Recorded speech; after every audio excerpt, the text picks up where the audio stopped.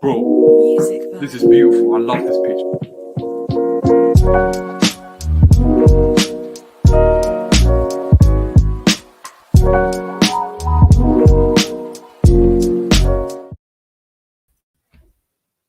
Listen, we're moving different. We're moving different with the intros, with the ting, with the little ting. We're here, man. We're here. Big news, man. Big news, fresh out the shower. Man hasn't even done my hair, but we move. I have to wear a hat, but we move. Listen. What can I say? What can I actually say to you lot? What can I say to you lot, bro? What can I actually say? We're here. We're actually here, bro. We've arrived. We have actually arrived, you know. We have arrived. And we've arrived with a bang. With a bang, G. A bang. His name is Romelu Lukaku. Romelu Lukaku is a blue. Don't let nobody laugh at you. Don't let nobody tell you that it's not true. But guess what, mate? He's a blue. £98 million. Just off the limit. Just off the limit of the or transfer record for the Premier League, which is 100 million. But listen, doesn't matter. We have solved our issues. We've backed the manager who got us the Champions League. We backed the manager who deserves to be backed. That's all I can say to you lot, man. That's all I can say to you lot. It's beautiful. It's beautiful scenes. We've got ourselves one of the most potent goal scorers in the last decade. I'll say that comfortably. And regardless of the things that he's gone through with other teams, he's coming. So all I can say to you lot is be excited. In terms of today, before I start waffling, I want everyone in the comments, hit the like button. Not enough of you hit the likes. I always get 26 likes. Can I get 30? Can I get 35? 40? It's up to you, man. Up to you, man. If you lot could help me out with that, I'd highly appreciate that, obviously. Obviously today, you guys have seen the title. I've got a special guest with me, bro. This guest has been here before, but the stream that we put together, I wasn't very happy with. It wasn't very organized. It was a while back. We were talking about the Super League. The comments weren't working for some reason. But fam, we're here. Let's see what you lot are saying. Man, like Prince Teddy. Listen to what he's saying. He's spitting facts. Man, big up Josh, bro. My guy Josh. Big up Will CFC. Big up Melina, obviously. Big up Daniel Wilkinson, fam. He's got another name, bro. Another name. It's all Lukaku season. Facts. Real Chris, what are you saying? My guy, Melina, saying when's Haaland coming? She's trolling. Listen, where's your striker? Chat to me when you got a striker. William saying he's not a mod yet. Let me make you a mod. Hold on. Yo, Slens, we move. Man like Hajin coming, a team all over. My guy, of course he's a heart. Listen, he loves him, bro. He loves him as much as I do. Let me make Will a mod. I don't know what you're talking about, bro. That comment, I don't know what you're talking about. I don't have that. Of course not. Of course not. Of course not. You man, before I start talking, before I keep talking, before I keep waffling, let me introduce the main man, yeah? If you guys look in the description below, there's his Twitch is on there, yeah? He's close. I think he's close to two. Let's see how many he's on actually. How many subscribers he's on? He's on 1.3, yeah? I want to see him on 1.5 very soon, man. And you lot can help achieve that. So without further ado, got the main man, the main Don, man like Hodge. Yo. Those Yes, intros are a yes, bit mad yes. to me. Can't Listen, lie. bro. I You're feel putting the hat saying forward. I'll do the hat forward as well. G. We'll do the same thing. this. What are you saying, bro? What are you saying? How you doing, bro? You good? Oh, good, bro. What are you telling me? How's life? Yes. You Yes, must be bro. gassed. You must Listen. be gassed, fam. I'm pissed off. I'm happy. Yeah? I'm happy for other reasons because of like the draft and all that thing, but that's like personal. Yeah. But I'm pissed off because Is that how you feeling? this guarantees you the title. Like, yeah, 100%, bro. Raw. Yeah, Is it? because look, City, I don't think they'll get Kane. I don't think so. Yeah. To be fair, they did look toothless today. I never watched the game, but they looked toothless up front. So maybe that might make them want to go in for a striker. But I Yeah. feel like I can't see it happening. Yeah. You guys have defensively, you're solid. You've got the midfielders to dominate the ball, and now you've actually got someone that can put the ball week in, week out in the back of the net. Yeah. And So you think it guarantees a title, yeah? I think if I was the Chelsea board, I would expect the title from Tuchel. Like, yeah, it's a bit early. Yeah, you could say, oh, maybe he needs a bit more time. But last year, he showed that it took him 1-2 months to revolutionize your defense. Like, bro, like, you know my stance when it comes to like Rudiger and Christensen. I don't think they're anything special, but he made them look amazing. Okay. Yeah. The midfielders, like Jorginho speaks for himself. Kovacic is great. Kante is world class. Your problem was you were putting chances on a plate, but Timo Werner just wasn't putting them in the back of the net. Like, let's be real, yo. Like, everyone's going to say, yeah, he brings so much off the ball. At the end of the day, as a number 9, you put it in the back of the net. So, and I always compare Chelsea with Man United. With Man United, we don't create chances for our strikers, but then people start crying, oh, we need a new number 9. I'm like, fam, you're not even giving them chances in the first place. Chelsea, you're giving them chances, they're just not converting them. And now you've gone out and probably got one of the best strikers out there at the moment. Facts.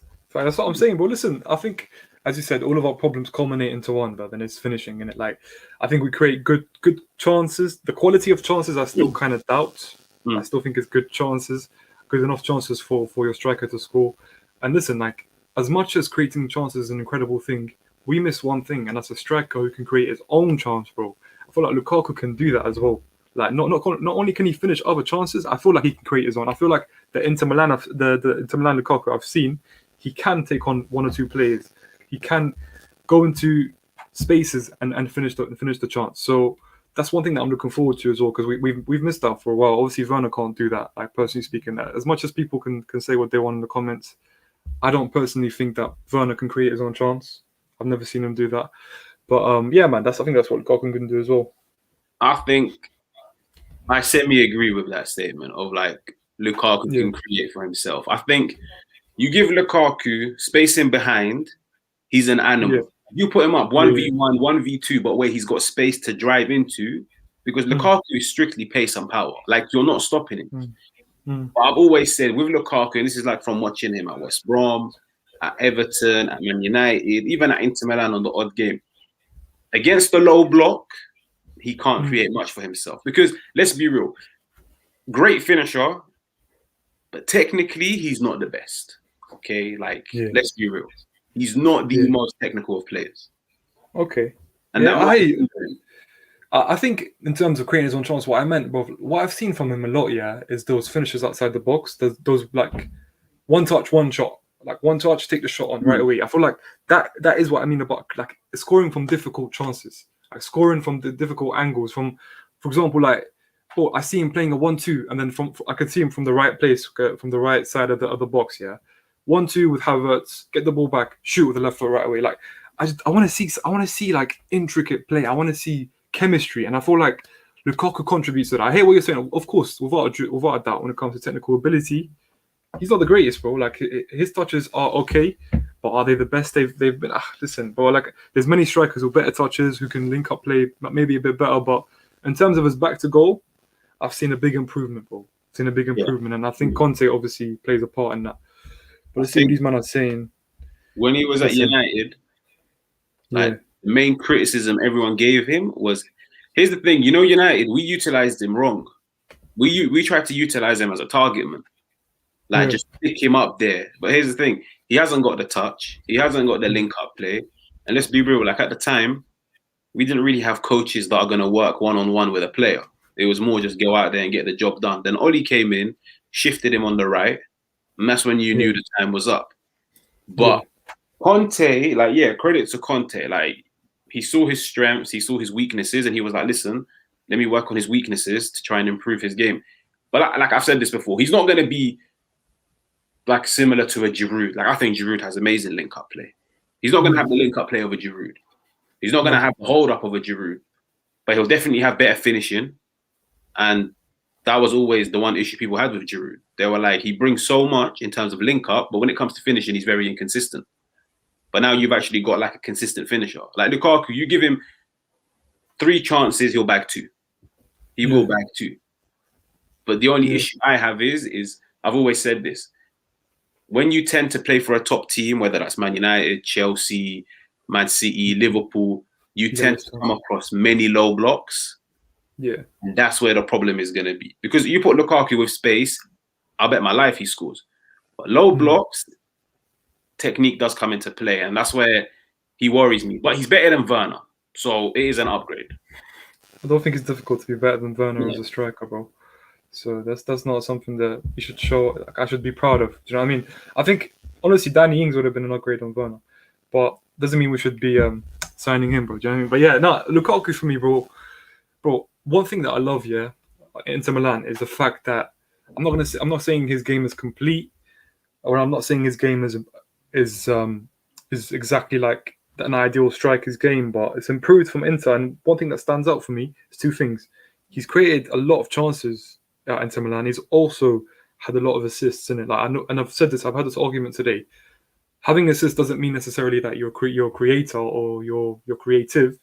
It just means that there's a lot more to your game. And I think seeing the way we struggled up front, like we didn't score many goals. We scored about 60 goals. Yeah, I think that's probably the worst in the top 6 last year in the Premier League. And someone like Lukaku, he improves his numbers and improves the numbers of others around him. Someone like Havertz and someone like, for example, Ziyech or Cho, they could all finish the chances that Lukaku give them, and vice versa. That's what I look forward to mostly.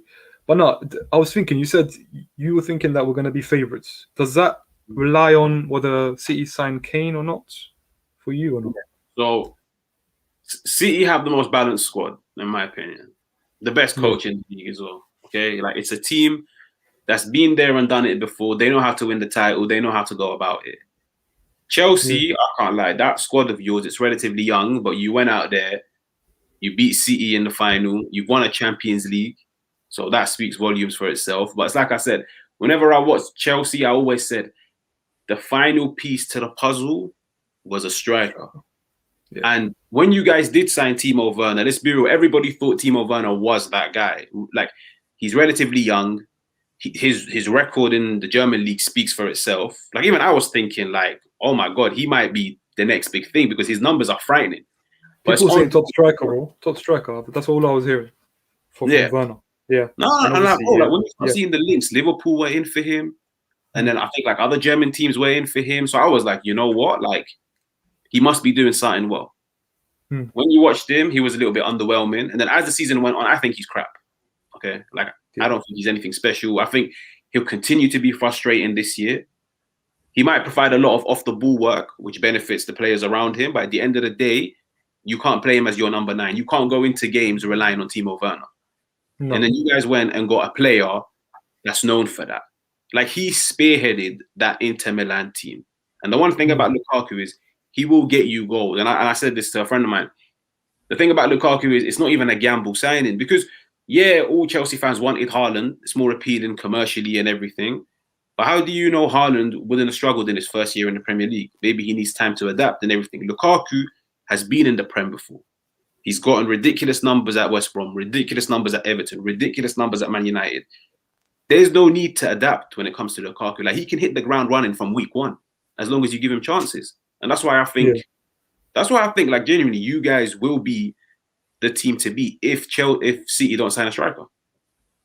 Facts. Yeah, I hear that. No, I'm going to own up to it, bro. I think, personally speaking, now that we've solved our goal scoring issue potentially with Lukaku, I expect us to be competing until the last 3 to 4 weeks of the Premier League. Like, I want us to be either near the eventual winners in terms of like 5 points or less, or us being obviously leading the pack within the last 4 weeks.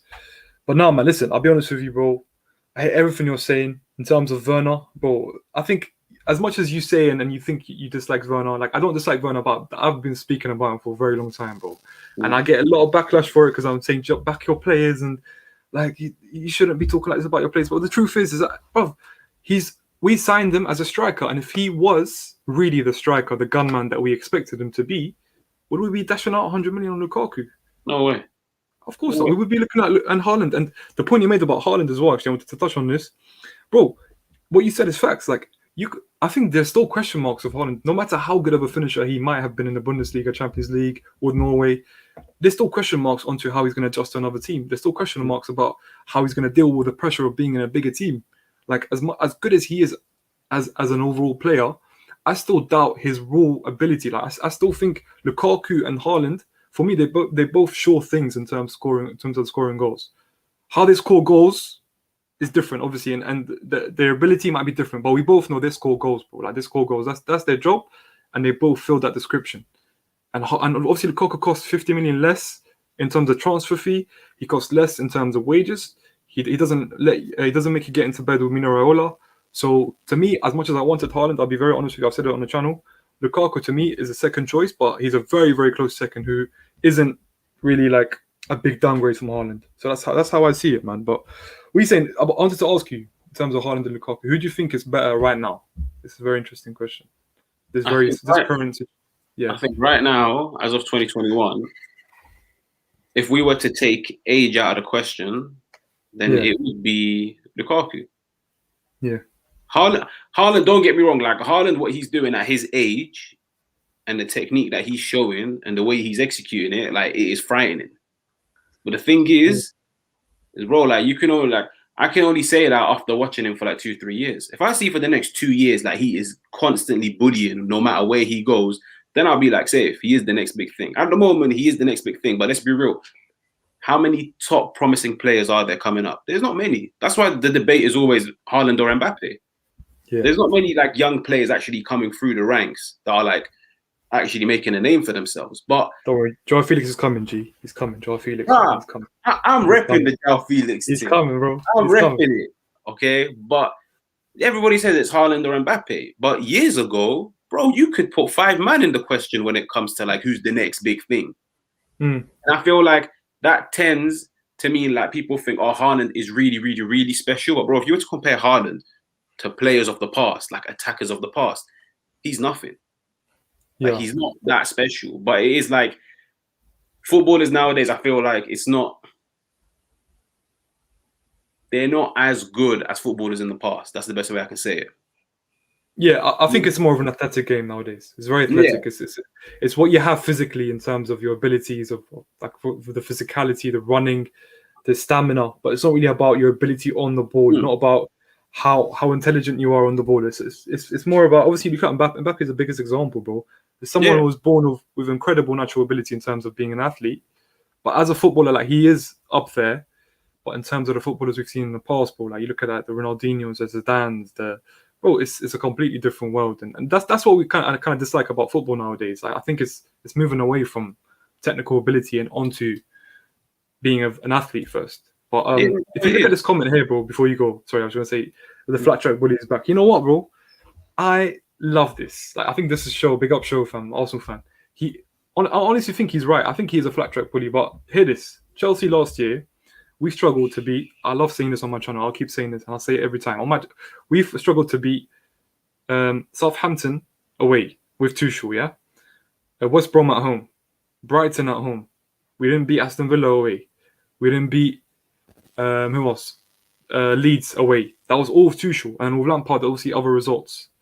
To me, yeah, if Lukaku scores in these goals in these games alone, I still think we can win the league because it's the same 3 points.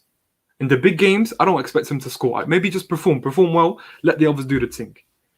But if you're calling me a flat track bully, I think we need a flat track bully. I need a stat padder in my team, bro. Like Bruno is he's a stat padder who doesn't perform the games, apparently. So yeah, but bro, his goals and contributions are still important.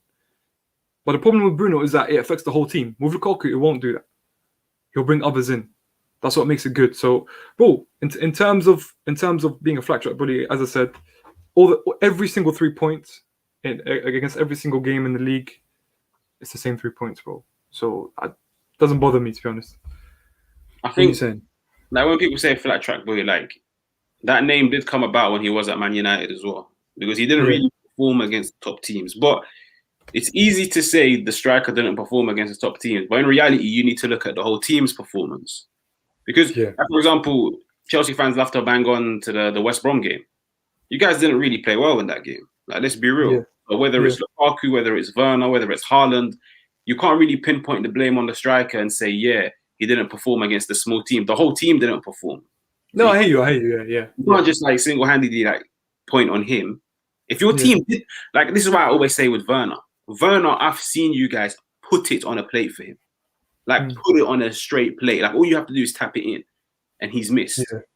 That's why I say Lukaku is an upgrade. But when it comes to flat track bullies, as long as you're creating chances for your strikers, they do tend to score.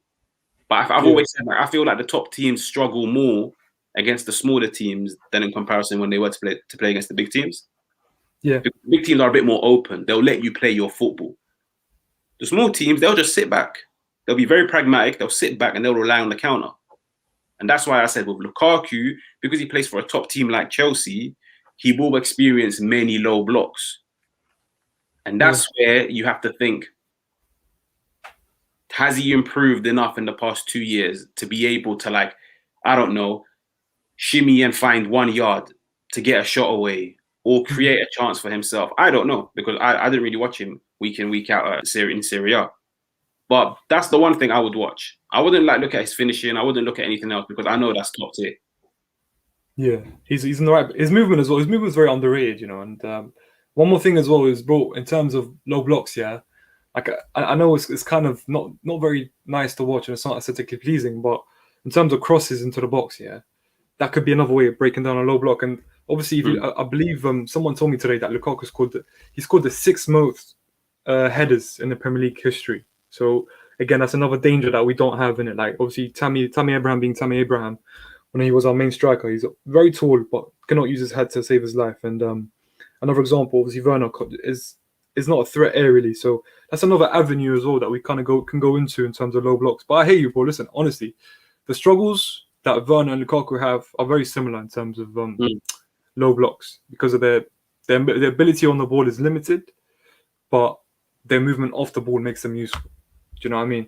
But I was just going to ask you as well, bro, how many goals? I know it's difficult to predict. How many goals do you think he'll get in the Premier League? Premier League, I expect you guys to win the title. So he's going to have to be your main man. Like, he's going to have to be the regular week in, week out goal scorer. I can see him. I think United first season, he got like 20 or just under 20. From what I remember. League. I'll check that out for you. The Premier League, I think he first season, he got like... That was his best season, right? Yeah. Yeah, and then he fell off. Let me have a look for you. What are you man saying in the comments, though? This guy's asking you, what's your top 4 predictions, by the way? Top four. I'd probably say Chelsea number 1. I think City, United, and then Liverpool. Yeah. City, United, and Liverpool. Mm. You're putting United over Liverpool. Liverpool needs signings. Liverpool have one of the best 11s. They have the best 11, in my opinion.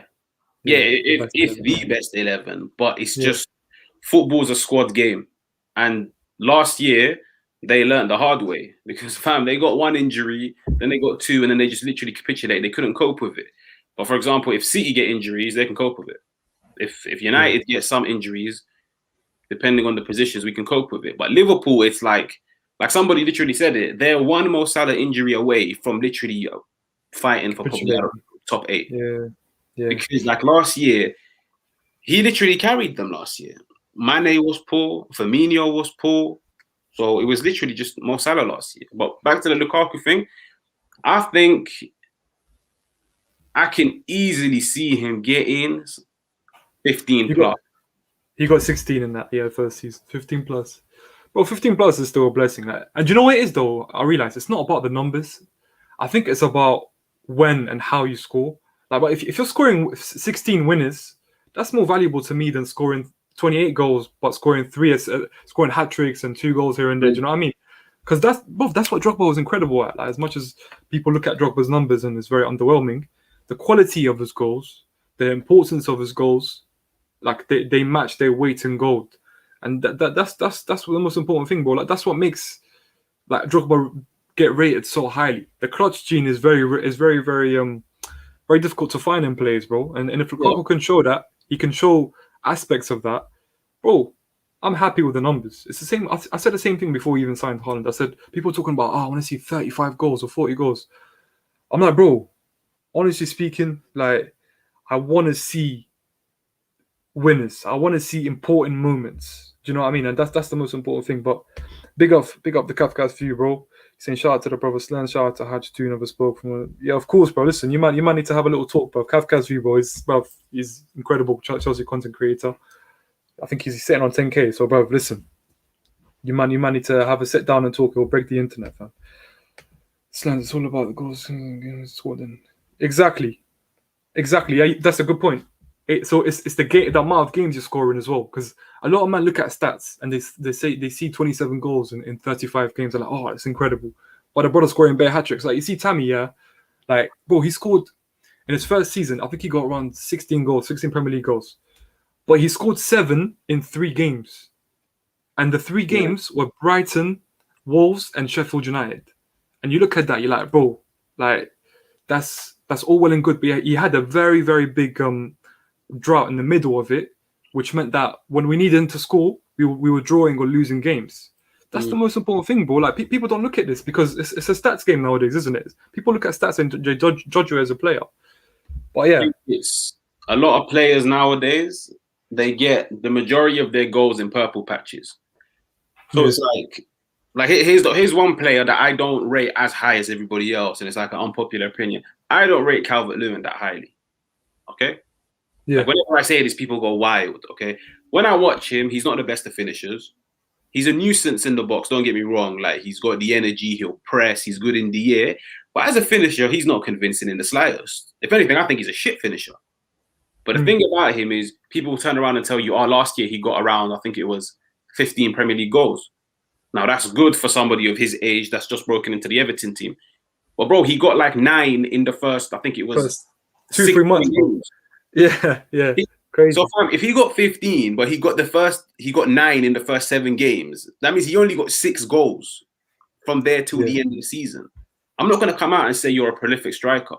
If anything, I'll be like, fam, this is worrying, because it shows when you're on form, you'll bag, but you can actually go ghosting for majority of the season.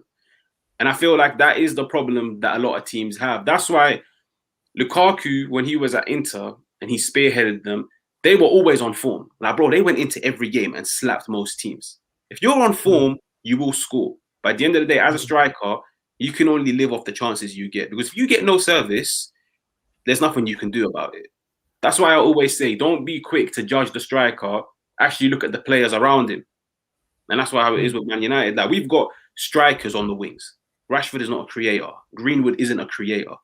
But then people love to pinpoint the blame on Martial and Cavani for saying, they don't score enough goals as strikers for Man United. No, we don't create enough chances for them.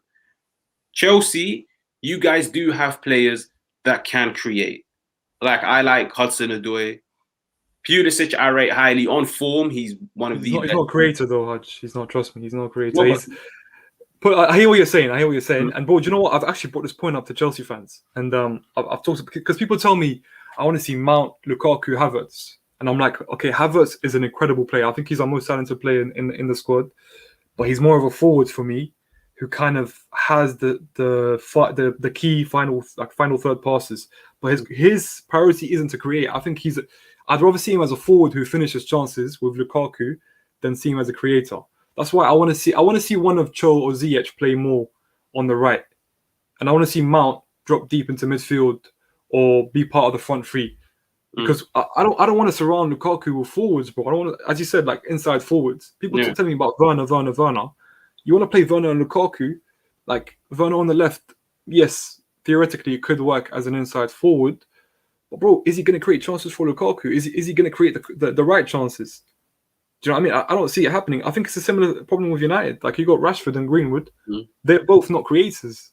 And then you think to yourself, if my front three aren't full of creators, maybe my wing backs can do that. Maybe my fullbacks can do that. Look at Liverpool. Yeah, no, we have a similar. Yeah, they don't do that enough. It's what's it called? It's a problem. Like, see, football nowadays, people are more like attracted to the big name. So that's why, like with me, sometimes when I see the United lineup and I see Rashford and Greenwood, so many people get excited. Oh yeah, we're gonna watch Rashford, but I'm like, you've got Cavani in the middle. Cavani. It's not going to work. And we've seen it doesn't work. Like on the odd game, of course, it's going to work. But that's why I've always said, you can have all the players you want. You can have a team full of world-class players. If the team isn't balanced, it's not going to work. And that's why I always use Liverpool as a perfect example, because people love to slate Firmino. Okay, and I'm like to them, when Liverpool went in for Timo Werner, if they had gotten Timo Werner and went with a front three of Salah, Werner, and Mane, it sounds frightening in terms of pace. But I can guarantee you, Mane and Salah wouldn't get the numbers they get if Werner was in the middle. Firmino brings things to the table that those two don't bring. So he brings out the best out of them and they bring the best out of him. It's all about balance. And that's the same case with Chelsea. I feel like if you were to put around him, if you put Werner around him, I don't think it will work. If you put even Havertz, I don't think Havertz is a creator. He's more of a finisher. That's what I mean. And I feel like Havertz is going to want to be on the end of the chances rather than being the guy that actually creates them. And I feel that will hinder both of them. But like I said, you guys do have more creators than us. Your manager can probably get more out of your players in comparison to Oli. Because you've got what's his name? You've got Hudson-Odoi, who's a player of intent. I disagree with you, bro. What you just said. You've got one of the best creators in Europe now. One of the best, like, bro. You just signed him, G. Oh shit, Sancho. I forgot. Forgot. Wow. You're bugging out, bro. That's one of the best creators. That's his best attribute. You've got Sancho, but bro, at the same time, you can't be strictly reliant on one person. It's about like when you go into a game, it's about, for example, the opposition might look at the lineup and be like, oh shit, these men have Sancho, they have Bruno, they have this, they have that. You could try and cancel out one player, but it's very hard to try and cancel out four players. So it's like when Man United played, I'll never forget this game. When Man United played against Chelsea, I can't remember what year it was, but we looked at your team and we were like, let's be real. The bright spark is Hazard. You kill Hazard out the game, that Chelsea team isn't going to do shit. And Mourinho done it. And I think it ended up being 0-0. No, he beat us 2-0, bro. It was when we won the league that season. He put Herrera, he put him in above like a flea, just stuck to him the whole game, man. Even when he went to the toilet in the flipping dressing room, I was following him, bro. It was long, bro. You have to do that, especially if a team is strictly relying on one person. Like we saw it in the Europa League with Man United. Everybody knew everything goes through Bruno. Now, I don't agree with that, but they literally cancelled him out, and we were literally awful. That's why I feel like with Chelsea, you can try to cancel out some players, but you've got a strong bench, and you've got a variety of different players. So it's like there's diversity in your squad. A lot of men can bring different things. And that's what's going to unlock you many teams this year. Yeah, well, on paper, the only team with a better squad than us is Man City. I've always said this on paper. Like the squad, if you look at the quality of squads we have, bro, it's crazy. But again, it's theoretically how it works on paper, how it works with them together in terms of chemistry. Like, bro, that's one thing that we lacked last year in chemistry, and it kills me. And I thought to myself, maybe it's because they didn't play enough together or this. No, it's the attributes they have. Like we talk about Ziyech, yeah. You see Ziyech, there's a big debate about Ziyech because he started off well in pre-season, which is ridiculous because people don't read into pre-season form whether it's good or bad. Just don't read into it. But Ziyech, from what I've seen from him, is that he's at his best when he's inefficient. Do you know what I mean? So if you look at Bruno, he's at his best when he's inefficient. And the reason I say that is because they're always looking for the most dangerous pass there is to play, yeah? and not probably 7 times out of 10, there isn't a runner who's making the run for it, and it's not hit. It's not hit properly. That's what Ziyech is like. Ziyech has become a lot more conservative in that Tuchel system because the system relies on ball retention and keeping the ball. And because he's quite slow, he slows the game down, and his best attributes don't shine in that system. But I'm thinking with Lukaku's presence, maybe he can take the riskier pass, and Lukaku will be on the end of it a lot more. I know we had Werner, but unfortunately, I don't rate Werner's footballing IQ because he's always offside, right? But Lukaku, it could be a different story. And obviously, I think Ziyech is someone I look at and I think, bro, theoretically speaking, you're a most creative player. And if you shine in the games that you start in, you could potentially be a solidified star in the team. I know you like Ziyech. I want to hear your thoughts about Ziyech. I rate Ziyech. I think he's a very misunderstood player. But he's a player that needs the team built around him, and he's a player that you need to accept. He's got his strengths, he's got his weaknesses, but in order to get the best out of him, you have to put players around him that make up for his deficiencies. So basically, he has to be your main man. But the problem is especially nowadays in the 21st century, not many teams are building teams around one man, because then you're strictly relying on that one person. And then if an injury was to happen, or if, for example, that player was to get cancelled out, your whole team is finished. Like the prime example was Aston Villa with Jack Grealish. First half of the season, they were amazing. I loved watching them. When he got injured, they were horrible. But you're thinking when Grealish was playing, Watkins was playing well, Traore was playing well, Barkley was doing all right. But as soon as Grealish went out of the game, they were horrible. And that's because like literally their team is built around one player. And that's why it does hinder the team. And everybody was saying now, like, you've got 100 million to actually build a team rather than being strictly reliant on one person. And I feel that's the same with Ziyech. He needs to be the main man. Everything needs to go through him. Yeah, his work rate might not be the best, but you need to have players in the team that make up for it. Is Tuchel going to do that? Yeah. He's not. And do you know why? Because of this comment right here, bro. I think it's true. Like, he's not good enough to be the main man. Not at Chelsea. Like, I think he's good enough to be the main man at Ajax, obviously. And with all due respect to the Eredivisie, it's a great league and it produces great players. But Ajax is still not to the level of a Chelsea or a United. And I think Ziyech coming here, being the main man at 28 years old, it's very highly unlikely. And, bro, as you said, build a whole system around him just for him to potentially come good, which that could may or may not happen. I don't think it's a guarantee. So, bro, I think he has to adjust, but I'm not expecting him to because he's 28 years old again. As I said, you've played your whole career a certain way, and for you to kind of change your game under Tuchel, it's highly unlikely. But I still think out of all of our players, who can come up with that one pass, that one moment that could change a 0-0 to a 1-0, or that could get a late equalizer. Out of everyone I see, it's still Ziyech for me. Like, it's still Ziyech for me because of the quality he has. But yeah, listen, man, I'm going to talk about one more thing and obviously move to United. I don't know if you know much about him, but we've been linked to Kounde, Jules Kounde from Sevilla. Now, obviously, I think this deal, I think it's always been in the works ever since they reported it, and I feel like it's probably going to be coming soon. And I think that people are saying that indicates to them that we're going to be playing in a free. He's a quick centre back. He's very, very two-footed.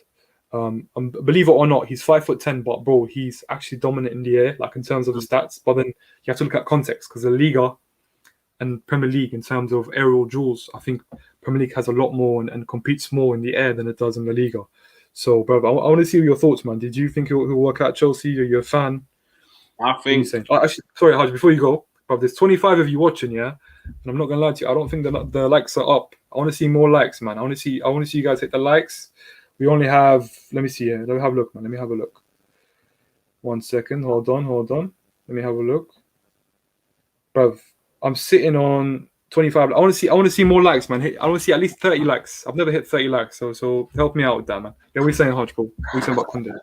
I think when the transfer window first opened, United were linked with him, but I don't know if it was just paper talk. And then I'll be honest, like I'm not going to make it look like I know much about him. I don't know much. I don't really pay much attention to stats. I watched a few clips, and I was like, okay, cool. He looks tidy on the ball. Like he looks like a ball progressing centre back. He likes to carry the ball as well, which is always good. Similar to Rudiger. Like the one thing I like about Rudiger, even though I don't rate him that highly, is he's very good at picking up the ball and just driving with it. Yeah. And sometimes that is a different outlet. I feel like the thing with Chelsea that I always said, and I remember I said this in the beginning when the transfer window first opened, and a lot of people said like, nah, it makes no sense. I was like, as much as you guys do need a striker, you also do need a centre-back to build your defence around for the future, because Thiago Silva, he's been amazing, but let's be real. One more season and he's out. Yeah, like he's going to be like, what, 38? You can't build your defence around him. At the time, Christensen and Rudiger, nobody knew what was going on with them, whether they're regulars, whether they're just a short-term fix. And as far as I know, Rudiger is late 20s. Yeah, he's 28, I want to say. No, Yeah, 27, I think. 27, yeah. If Tuchel is to stay at Chelsea for a while, he needs that centre-back to be the main man, to build the defence around him, because that's the only way you're going to have a solid defence. And I feel like Kounde might be the perfect fit, especially for a manager like Tuchel. Maybe for another manager, it won't work. But for someone that wants to play out the back, you want players comfortable on the ball, comfortable receiving the ball. From what I've read, he's a good fit. I just don't know if 80 million or however much you guys are paying for him is worth it. That's it. Do you worry about his height, though? Because he's 5'10", and people are talking about his height against the likes of Burnley and obviously the big centre-backs who are quite physical. Do you worry about that? Obviously, I know you probably don't care, but if you sign for Chelsea, would you worry about that? No, I don't, because I've seen centre-backs tall in height, so they're tall, but they're just shit in the air. So, like, I think Lindelof is taller than Kounde. Lindelof gets bullied. Like, I don't I don't think height really means anything. Like, you might be at a disadvantage, but let's be real. If you're going into a game, let's say if you're going into the game against Burnley, you'd know not to put Kounde against any tall strikers. Yeah. If you plan for it, it shouldn't be a problem. Yeah, it might cost you, man, at times. But I've always said, like, you can't say, oh, we didn't win the league because of this, because of that. It might cost you at times, but like I said, if you've got a good team that can still make up for these mistakes, it's not an issue. Well, I've always said in terms of this, I'll say one thing, bro. As a defender, I play centre-back myself. Obviously, I'm not the best of centre-backs. But, bro, it's all about how intelligent you are. Like, even if you're not tall, obviously I'm quite tall, but even if you're not that tall, it's the way you jump and when you jump. And, like, being just a smart defender, bro. Like, Cannavaro and Puyol, I didn't see them struggle with aerial ability. I didn't, because they're smart. They know when to jump. They just have that defensive awareness, bro. And I've always said this, as a defender, you don't have to be the fastest, but you have to be the fastest thinker on the pitch. You always have to be a step ahead of the attacker.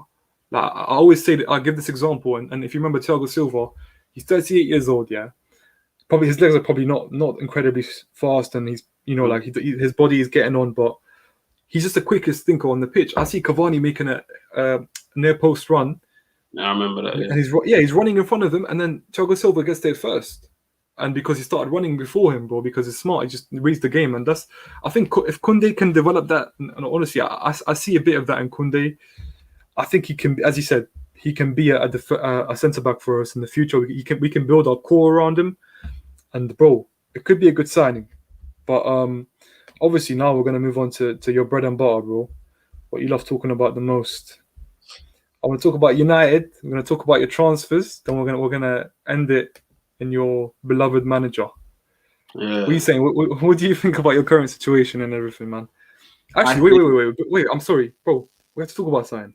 I can't believe this. I forgot. Messi, bro. Yeah. Messi. Yeah, bro. I can't believe I forgot this. I was about to forget about it. Tell me, man. What are you saying? What do you think? It's done. 50 million to PSG. I think it screams incompetence from Barcelona. Like, it's embarrassing because financially it destroys them. I think it destroys La Liga because you can be a massive Atletico Madrid fan, a Villarreal fan, but let's be real, Messi is the face of La Liga. Okay, I will never ever watch La Liga if Messi and Ronaldo weren't playing. You'd never ever see me watching Villarreal against Eibar or any of those shit games. Like, bro, you'll never see me. Facts. Who's the pull? You know how like people love to say, the manager's got a pull factor and everything. Look at the previous managers at Barcelona. They don't scream something special, but players have still wanted to go to Barcelona. Why is that? Depay came out and said, I came here to play with the best player in the world. Aguero constantly twerks for Messi. So he's the pull factor of Barcelona. He's the pull of La Liga in terms of like TV rights and everything. And I feel like it doesn't make sense from both parties, Barcelona and La Liga, to let him go. That's why I've said clearly something internally is going on. Like, I think it's a shit show inside Barcelona. I don't know much about it because, let's be real, you can only read what you find online. But it's a dumb move. But at the same time, the day was going to come. Whether it's now, whether it's in 2 years, there was going to come a day where Barcelona have to rebuild from the floor once Messi goes. Similar to when Arsene Wenger left Arsenal, when Alex Ferguson left Man United. There's going to come a day, the earlier the better, shall we say? But the only L is, they're in a position now where he's left and financially they're not strong. If he had left, they've got money, then they can actually spend and build a good team. From what I'm hearing, they've got no money and they're struggling to sign any players because of their high wage bill. So I can see an AC Milan route going down in Barcelona. Bro, I can see it. Like, maybe not as bad because AC Milan, like, they fell off. Yeah. I feel it might be, to be fair, you could say it came at the best time because Madrid are also relatively shaky. They've got a very aging squad, and from what I know, money isn't there. So it's probably come at the best time, but it's just a matter of how they cope with it. Bro, I think in terms of coping, I look at De Jong, I don't know, if, to an extent, obviously Ansu Fati, but to an extent, Serginho Dest, all of these like proper players, like, obviously no one's going to reach Messi's level, and I think we're probably not going to see anyone reach Messi's level again. But bro, these guys can be the core to build something new, but the only way they can do that is if they get rid of those disgusting wages on players that don't necessarily fit into their team. Like, I'm looking at the likes of Coutinho, who's been on loan. He's won a Champions League against Barcelona. That's his most prominent achievement since joining Barcelona, which is crazy. Like, bro, he's on crazy wages. You look at Griezmann, like, as good as a player I still think he is. Just perhaps this could be like a moment where, bro, his career changes at Barca. It could be a madness for him next year. And I look at other players who are just on extreme, like, crazy wages that just don't fit the system. And bro, they need to kind of go a different route. Like, they need to go back to obviously what they know best, and that's going into your own academy, trying to build a crazy team instead of selling them. Like, bro, I'm seeing them sell players like Trincao. I'm seeing that. Do you know who Ricky Pick is as well? The Van Persie lookalike. Like, bro, he hasn't been getting an opportunity. Like, this is the most important, like, the most integral part of Barcelona's like life in, I think, the last 21 years since Messi first joined. This is the time to actually rely on your own products from it, and hopefully either they develop into very good players and you get some success and you get some more revenue into the club, or you sell them for high fees and you stop buying the stars. Do you know what I mean? Like, that's the route to take. But well, Messi going to PSG is a bit frustrating to me. I think it kind of makes sense because who can really afford them? Like, as much as Man City have P's, but like, apparently the wages are reported to be around 647 million a week. Yeah, 647,000 million a week. Yeah, million. What am I talking about? 647,000 a week. That's pounds. So that's about 700 to 800 million euros. 800,000 euros. well, that's like, so that's mad, bro. 3 million a month. Yeah. Bro, who can afford that? Like, even I think Man City can, Chelsea can, but it will just affect the whole team. Do you know what I mean? It will affect the whole wage structure. I think as much as people love Messi, and like I've seen so many people come out saying, yeah, like, I'll take him at Man United, I'll take him at Chelsea. Bro, everyone will. Every single person will take Messi. But at the same time, is it worth messing up your wage bill for a player that's only going to stick around for what, 1-2 years?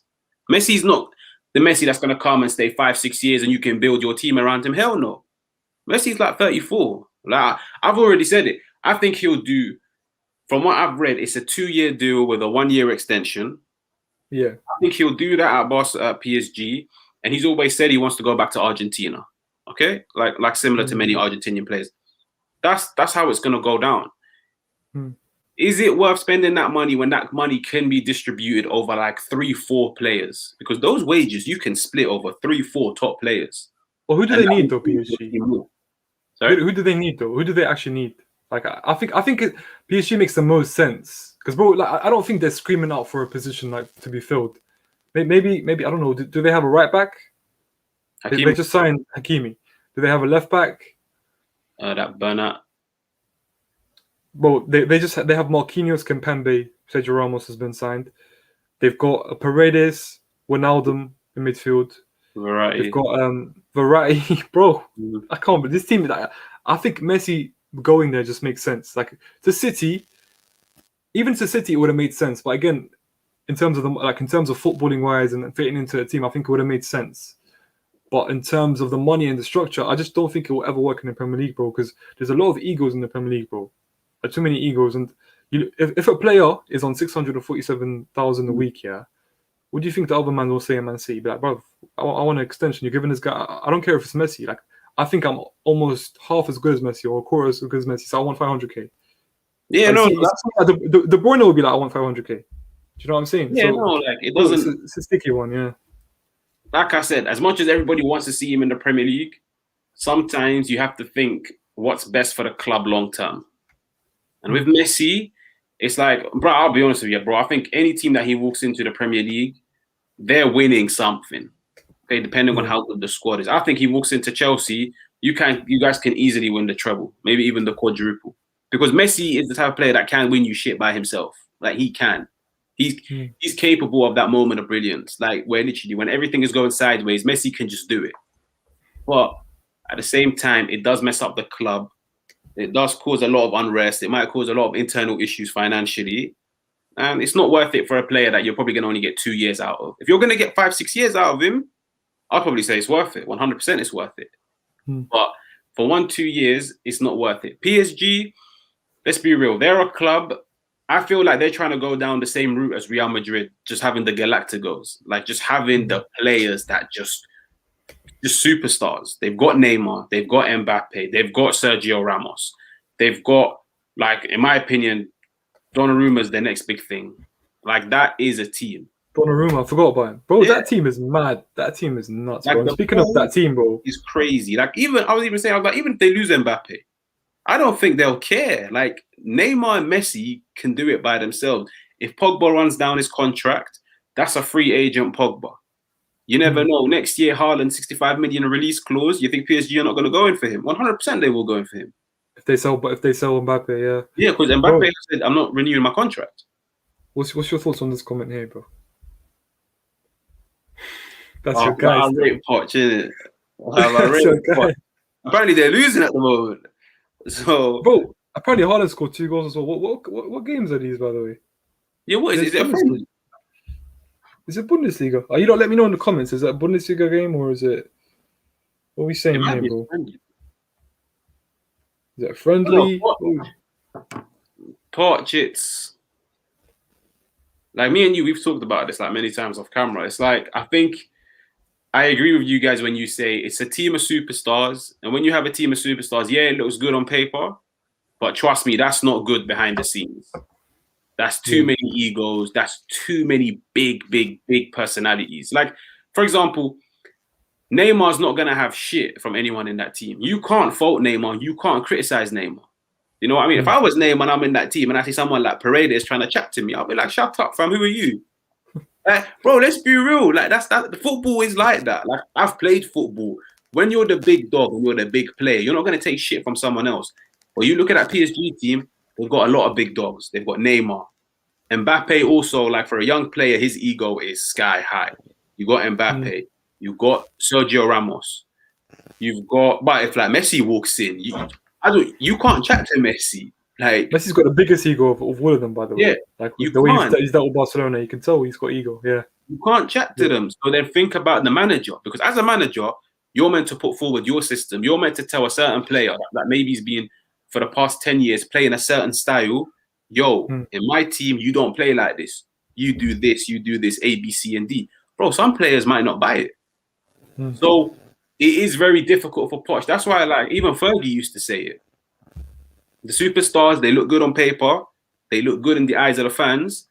But sometimes in order for you to build a balanced team, 1-2 superstars is enough. You don't need a team of like 5-6. it's impossible to manage those egos, bro. I Yeah. honestly think, essentially, like what makes Fergie one of the greats and arguably the greatest is his ability to manage it, bro. And when I say manage it, it means to know when to get rid of them as well. To know when to kind of get rid of the characters that shine in the team. I mean, like you look at Beckham, like Beckham's character and his personality, bro. Like it probably was the most eccentric one in the dressing room. But Fergie recognized that this guy, like in terms of his footballing ability, like he might be up there, but for me to succeed, I can do it without him. I can put a player on in his place who maybe isn't the most eccentric, but the footballing level and the talent is close. Do you know what I mean? And you look at Ronaldo, like bro, Ronaldo is the exception to that rule because of how great he was. And again, that's Fergie's eye, like vision. He recognizes when the guy is so good that sometimes you have to swallow. You have to kind of just go with the flow and accept that this guy's personality is like this. But because he's that good, I have to accept it. So, bro, Poch has a big job on his hands. And bro, as much as people say, oh, like he's got Messi, Neymar, bro, like fair enough. But look at the egos of those players. Look at what they've won. Wouldn't even mention Sergio Ramos, bro. Like Ramos got big personality. Like he's a full-time Champions League winner. Like he's scored last-minute winners and equalizers in Champions League games, bro. Like if I'm Ramos walking into that dressing room, no one can chat to me either, bro. No one can chat to me. Right, you're the main man. Much. You're the main man. Like, from what I'm hearing, Marquinhos is the captain, no? Marquinhos. Yeah. Oh, that's mad. Yeah. If I'm Ramos, bro, best believe you might have the captain's armband, but you're not. Don't chat to me. Yeah. Like, I'm the guy. Donnarumma's just walking in from winning the Euros. Like the team. I think Poch, I actually watched PSG on the Poch. It won't be the same type of football that he played at Tottenham because the ball that he played at Tottenham at times, like especially those 2 seasons, their 2 prime seasons, it was amazing. Like that's what got Poch his name because he done it with such a low transfer budget. Like he just got the best out of everyone. He got everybody ticking. You can't do that with PSG. I think his time at PSG is strictly man management. It's just a matter of getting everybody on board, making sure everybody's happy, making sure everybody's motivated, and just let them go out there and do their thing. Because you can't tell Neymar, stop doing this, do that. You can't tell Messi, yo, stop doing this, do that. You just have to it's a strict man management thing. But this question's mad though. Yeah, no, bro, 100%. Like Messi is the best in the world. But fam, when you watch Messi, on the odd occasion, he might drop back and help out. But more times, Messi's walking. Messi's walking because he's trying to preserve his energy. Why is Messi running all the way back? Because let's believe, let's not fool ourselves. He's 34 years old.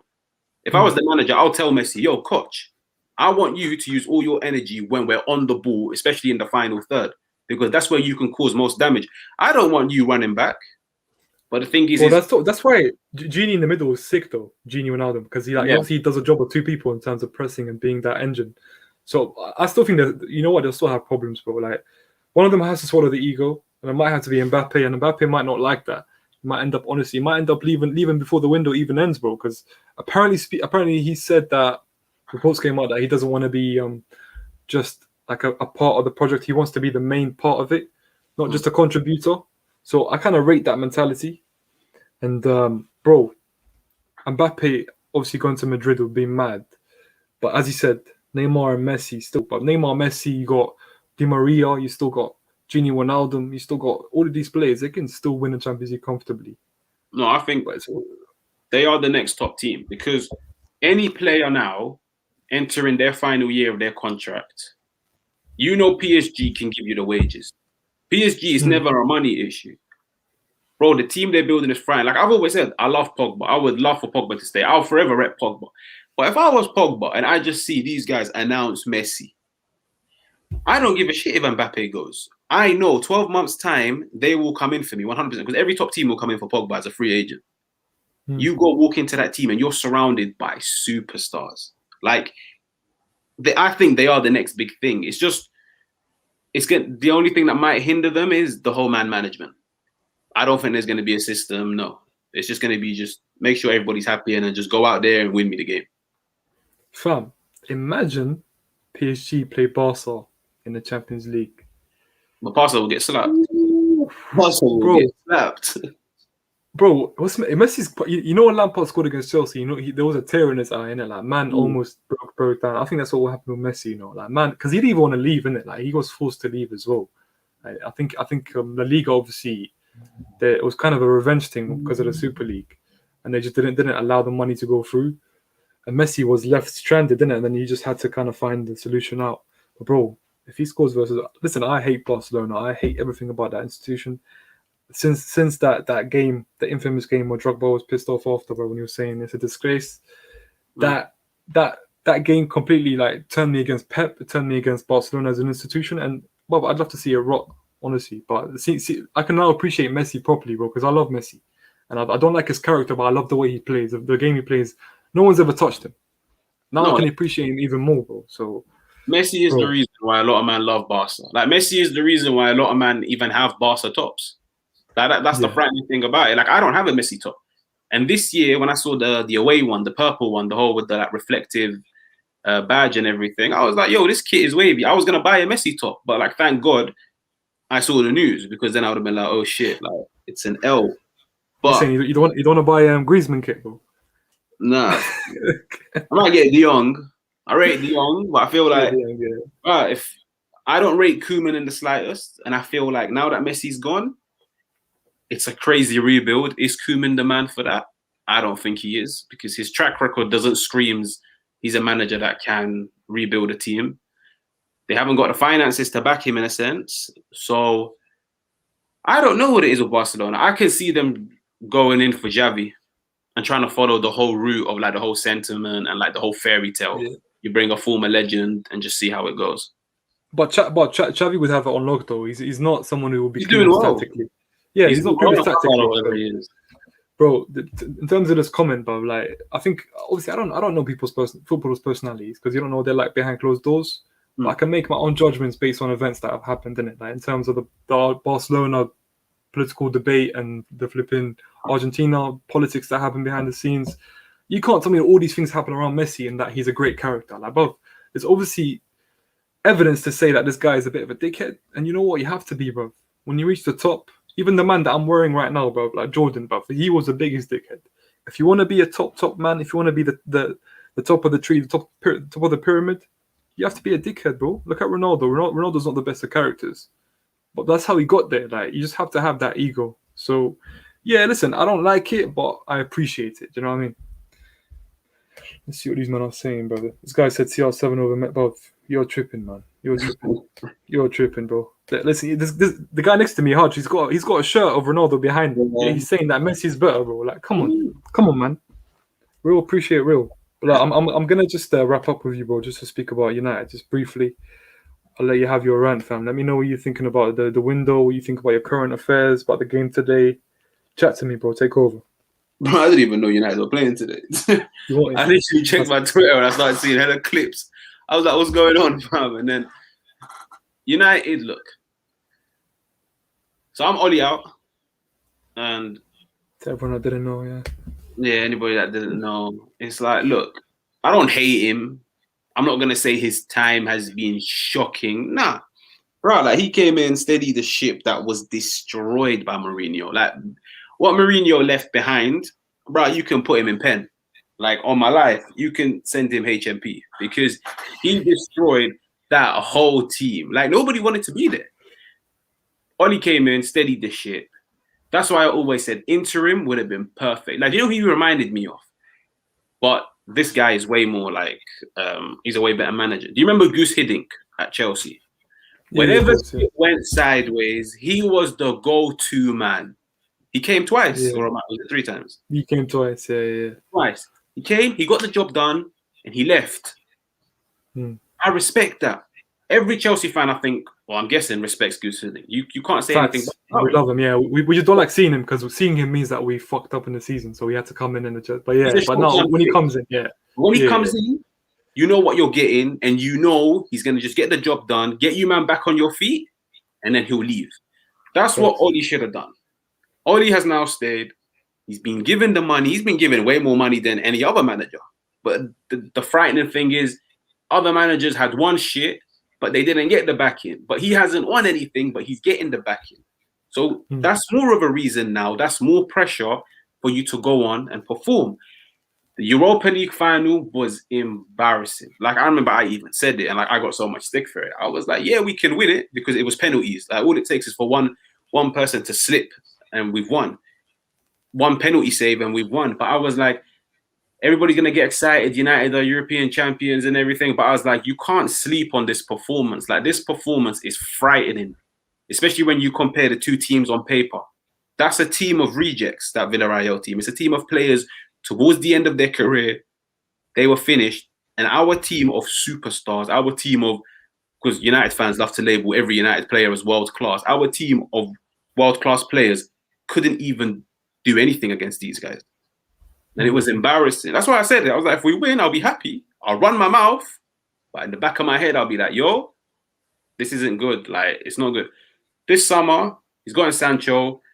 We've been crying out for a right winger, a creative winger. We've got that. The centre-back, everybody loves to pinpoint the blame on Lindelof. Cool. Now you've gotten like probably the best centre-back out there in terms of availability. Okay, he's played at the top level. He's done it. He's won World Cups, Champions Leagues, La Ligas. He's been there. You've got players picking up form, Luke Shaw, Maguire. Like, bro, the team is there now. It's similar to Tuchel. He walked into a team that Lampard used to bang on. It's not good enough. It needs another transfer window. It's not ready to compete. Bro, he walked in and everybody was saying, yo, that Chelsea team is good enough to win. He came in and he showed it. You want the Champions League, bro? Yeah, bro, only now that team is good enough. Yeah, I feel like us not getting a number 6 hinders us in terms of playing nice football. But I've accepted we're never going to play nice football under Oli. It's going to be shit football. It's going to be good at little periods. But at the end of the day, shut me up by winning something of some sort of pedigree. You don't need to spend 400 million to win a Carabao. You don't need 400 million. I'm asking for a Prem in the Champions League. But I don't know. Like, you go into the season, you back him. If he does well, I'll be the first to put my hand up and say, yeah, like, fair play to him. But if he doesn't, you just have to walk. Like, thank you for the rebuild. But now we're at a point where a lot of our players are entering their prime. A lot of these players want to win now. They're not ready for another 2-3 year rebuild. Just get a manager that can get the ball rolling from day one. Similar to Conte, walked in, won something. He even done the same thing with Inter Milan. He walked into an Inter Milan that was a shit show. And he just came in and got it going again.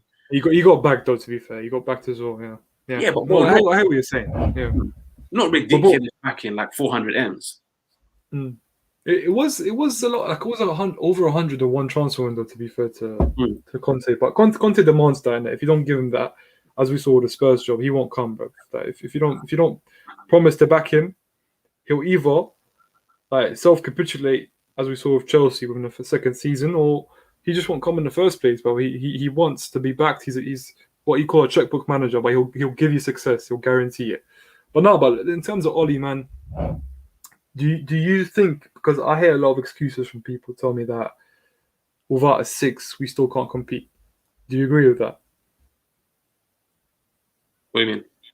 Without a 6, without a number 6, without a CDM, if you don't buy one, you still can't compete to win the major trophies. I think the number 6 will unlock many players because you look at our squad and it screams 4-3-3. If we play 4-3-3, we can utilize a lot of players and we can rotate. One thing that Oli just doesn't seem to know how to do. And the excuses are always, we play 4-2-3-1. We don't have any number 6s, hence we stick with McFred. I can't play Van de Beek number 6 because he's not a number 6, even though he can play there. But like, that's the excuse when it comes to rotation. Bro, we play 4-3-3. I think Fred is an 8. I think McTominay is an 8. Van de Beek is an 8. Pogba is an 8. We can rotate. It's a squad game. Towards the end of the season, we were finished. We were finished because literally it was a matter of fatigue. Nobody can play anymore because continuously we play the same starting 11 week in, week out. But look at Pep. Champions League different 11, Premier League different 11. It's all about utilizing your squad. The number 6, we just need a player that can, I wouldn't even say break the lines because our defense is good. Like, our defense can hold it down. We just need a player that can pick up the ball and progress it forward. Get it to the attacking players. We can't do that. McTominay tries. he can't. He's shit at it. Like, he's literally sideways. There's no point giving the ball to the wingers on the halfway line. I want somebody that's going to break the lines. So you don't think you need someone who protects the defense? You want someone to do the opposite. You want a box to box. No, I just want somebody just to sit. But I'm saying, if he's not the best defensively, I'm fine with that because we've got Varane now. If it was Lindelof and Maguire, I would have said I want somebody that can break the lines, but that can also protect the back four. Bro, that defense, that four is good enough to hold it down. You've got Varane, world class. Maguire, that everybody seems to be calling world class nowadays. Luke Shaw defensively is solid. Wan-Bissaka, yeah, he's suspect, but he can hold it down. Bro, what's the point of playing a double pivot in front of that four? Like, it makes no sense. Like, Pep doesn't. No, but the double pivot should never be where two people sit. That's not what it's about. A double pivot should always be one sits and one is a roaming forward who roams forward and comes back in. So you look at Kante and Jorginho. Jorginho sits, Kante goes up and retrieves the ball. So with United, there should be Fred sits, protects, McTominay progresses and finds the spaces. But obviously, you can't. Not to gas you today, but apparently Van der Beek and Matic, it was the double pivot, and everyone was saying it was decent. So that makes it's interesting to see. That's something that a lot of United fans are calling for throughout the season because Van der Beek is a ball progressor. Like, he can progress the ball. That's what he's known for. Like, even when he has those little odd cameos, the 5 minutes, the 10 minutes, he does well.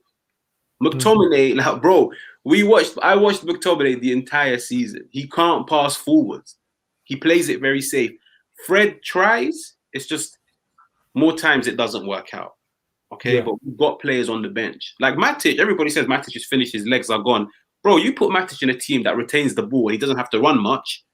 The intelligence is still there. The reading of the game is still there. But you put Matic in a team that doesn't retain the ball, yeah, his legs are gone because, fam, he's like 31, 32. And Matic has never, ever been known for his pace in the first place. Bro, is Rodri more mobile than Matic? No, he's not. That is maybe a little bit. But, like, bro, in terms of... Yeah, the physicality, like Rodri's very young, but he's not very mobile. But he works well in a team that retains the ball. But listen, I want to get your I want to just get your thoughts about this as well. Do you think Ollie's going to last this season, or do you think he's going to get sacked? And if he does get sacked, who do you want to see replace him?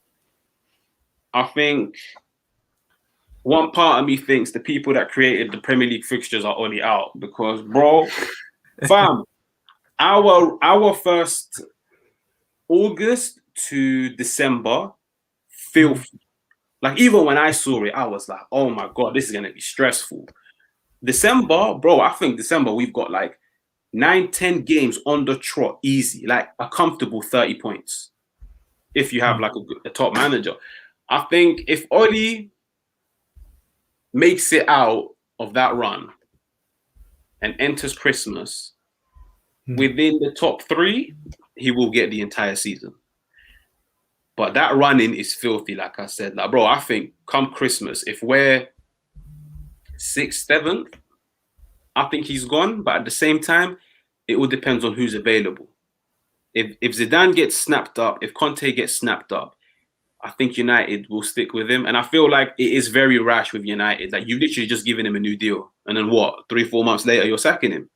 So it doesn't speak. Like, it doesn't make the club look good in any way. But, bro, I'm not going to lie. Like, he has spent big money. And everybody expects him to compete this year. I don't care what City spend. I don't care what Chelsea spend.